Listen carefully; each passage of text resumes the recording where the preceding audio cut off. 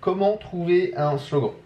Alors, une fois que tu as bien identifié les mots-clés qui sont importants pour toi, on va les utiliser pour déterminer le titre de ton site web et un slogan. Il s'agit de deux éléments qui sont super importants. Le titre, généralement, on l'utilise en haut à gauche de ton site web lorsque tu n'as pas de logo. Mais par contre, il peut être affiché un peu partout. Tes réseaux sociaux, par exemple, le titre de ta page Facebook, tes cartes de visite, tes pages de vente, il peut être un petit peu affiché partout. Le slogan, pour moi, il est encore plus important. On va surtout l'utiliser en haut de ta page d'accueil. C'est la première chose que les internautes vont voir quand ils arrivent sur ton site. Tu sais que l'internaute doit comprendre en moins de 3 secondes ce que tu peux lui apporter, sinon il va quitter le site. Donc c'est important qu'il voit en premier un slogan, puis accrocheur, et qui lui permet de rester sur le site web.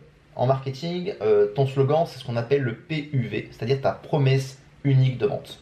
Alors trouver un slogan, c'est pas facile, il faut y passer beaucoup de temps. Comme pour toutes les étapes du développement de ton activité, tu dois d'abord penser persona. Alors il y a deux types de slogans. On a le slogan fonction et slogan bénéfice. L'exemple le plus parlant, il est tiré du film Le Loup de Wall Street avec cette phrase qui est très connue qui est « Vendez-moi ce stylo ». N'importe qui aura tendance à décrire le stylo. Par exemple, c'est un joli stylo à billes noires. L'erreur est de penser que vendre un stylo, c'est se centrer sur l'objet en lui-même, le stylo. En règle générale, un stylo n'a pas beaucoup de valeur. En revanche, il devient très utile lorsqu'on a besoin de signer un document. Décrire un stylo, ça revient à vendre la fonction du produit. Mais on n'achète pas un stylo à billes noires. Ce qu'on achète, c'est la capacité d'écrire avec, c'est-à-dire le bénéfice d'utilisation.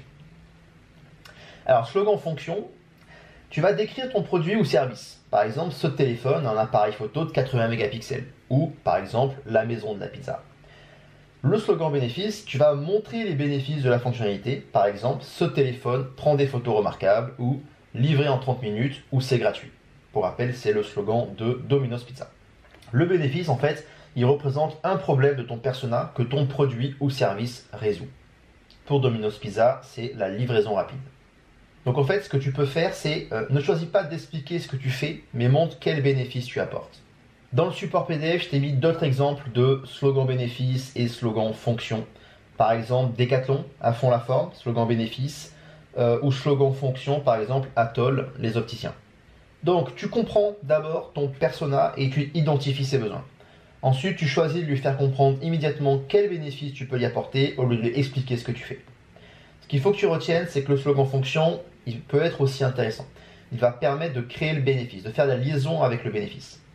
Mais il faut faire attention à bien lier les deux. Le slogan bénéfice est là pour capter l'attention rapidement, alors que le slogan fonction est là pour prouver les bénéfices. Dans certains cas, tu peux choisir d'utiliser les deux. Là, tu vois un imprimé écran de mon propre site web.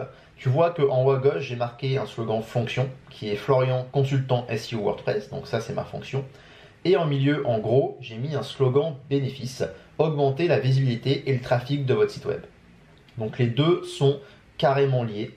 Et vu que j'ai pas de logo, je peux me permettre d'afficher en haut un titre. Donc le slogan fonction, on va dire que c'est le titre du site, avec un slogan bénéfice. Donc c'est le truc qui est le plus gros et que les personnes voient en premier. Et c'est ce qu'ils attendent de voir. C'est ce que mon persona a envie de voir. Qu'est-ce qu'il veut? Il veut augmenter la visibilité et le trafic de son site web dans le but de faire beaucoup plus de chiffre d'affaires. Donc trouver un slogan bénéfice, c'est ce qui va vraiment faire la différence. Parce qu'en soi, un nom d'entreprise ou de site, c'est généralement trop court pour qu'un client comprenne immédiatement ce que tu fais et ce que tu peux lui apporter. Alors, quelle méthodologie pour trouver son slogan? Première étape, tu peux choisir d'utiliser à la fois le slogan fonction et le slogan bénéfice, ou un seul des deux. Le slogan bénéfice est particulièrement puissant, mais pas forcément adapté à tout business. Selon ta thématique, pose-toi la question du type de slogan qui est le plus pertinent pour toi. Étape numéro 2, va voir ce que font tes concurrents. Prends ton marché au sens très large. Regarde ce que font les autres acteurs de ce marché. Quel slogan ils utilisent? Est-ce que c'est fonction? Est-ce que c'est bénéfice? Cela pourrait donner des idées. Donc recherche les gros acteurs et analyse leurs slogans. Étape numéro 3, essaie de rédiger plusieurs slogans. Pour trouver ton slogan, prends une feuille de papier, ou tu peux même le faire sur Word. Rédige-en une dizaine. Tu y verras plus clair pour trouver un slogan. Tu peux pêcher dans ton étude de mots-clés, par exemple, ou ce que tu as trouvé chez les concurrents, ou dans ton étude de persona. Et tu peux aussi proposer tes slogans à une audience ciblée. Via des groupes Facebook, par exemple, tu peux leur demander j'en ai 3-4 qui m'intéressent, lequel vous parle le mieux. Mais par contre, ce sera très important que tu le fasses dans une audience qui est ciblée et pas à des membres de ta famille ou des amis. D'autres petites astuces pour trouver un bon slogan. Tu peux jouer sur l'émotion, par exemple, on y reviendra, c'est très très puissant l'émotion en marketing. Essaie de susciter l'émotion car elle touche directement le client. Tu peux aussi raconter une histoire, donc ça c'est le storytelling, je t'en parlais dans un cours du module 2. C'est sous-utilisé en France, pourtant ça marche énormément. C'est un moyen facile pour le client de s'identifier à ton histoire.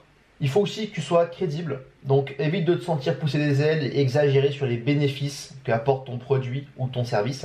Ça pourrait être considéré comme la publicité mensongère, un facteur de plainte des clients. Et enfin, essaie d'être bref. Un slogan à rallonge, ça pose beaucoup de problèmes. Déjà, c'est plus dur à retenir, ça demande plus d'attention. Ça prend aussi beaucoup de place pour que tu puisses le mettre sur tes cartes de visite, par exemple, ou même sur ton site web. Enfin, quid du référencement naturel? En plus de choisir un slogan fonction ou slogan bénéfice, il faut que tu réussisses un bon compromis entre un slogan qui va être impactant et un slogan qui comprenne des mots-clés pour le référencement naturel. Si tu utilises des mots-clés dans le slogan, non seulement c'est bon pour avoir mis référencement naturel, mais en plus tu réponds exactement à la demande de l'internaute parce que tu parles avec les mêmes mots que lui. Donc dans le cadre de mon slogan, les internautes recherchent comment améliorer sa visibilité ou encore comment avoir plus de trafic. Tout naturellement, mon slogan bénéfice a été augmenter la visibilité et le trafic de votre site web. Je réponds à une demande. Il y a donc corrélation exacte entre la recherche de l'internaute et ce qu'il va découvrir sur mon site.